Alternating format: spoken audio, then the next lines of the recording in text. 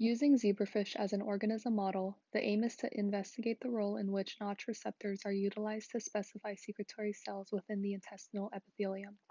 By developing an understanding of how normal signaling regulates development, we can identify what changes are made in disease states, such as cancer. Notch signaling appears to be used at least twice during embryonic development of the zebrafish intestinal epithelium.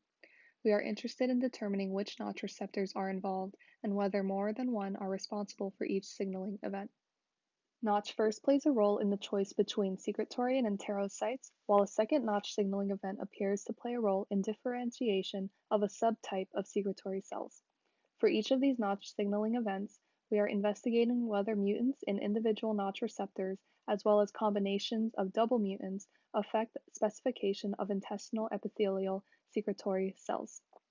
Loss of Notch receptors responsible for the choice between secretory and enterocytes should result in increases in the number of secretory cells, as activation of Notch receptors normally drives creation of enterocytes. For the second Notch signaling event, where Notch signaling plays a role in differentiation of a specific secretory cell type, loss of Notch signaling should prevent formation of this cell type.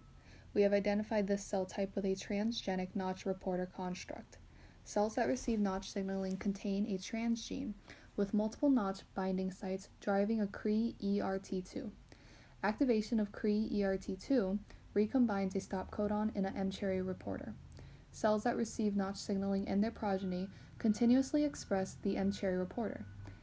As previously mentioned, mutation in single or combination of Notch receptors should reduce the number of M-cherry expressing cells, indicating which Notch receptors play a role in this signaling.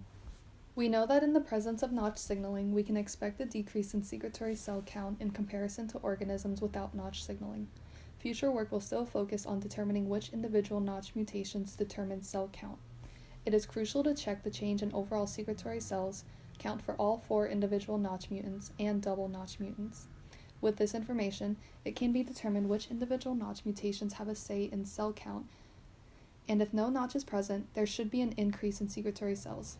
In addition, the secretory M-cherry receptor provides information of the Notch-receiving secretory cells.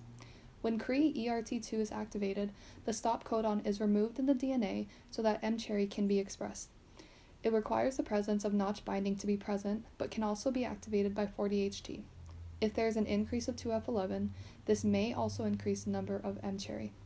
By sorting embryos into respective genotyped categories and then quantifying numbers of secretory cells in each group, it will help in the investigation of whether there are any significant changes in numbers due to the combination of receptor mutants.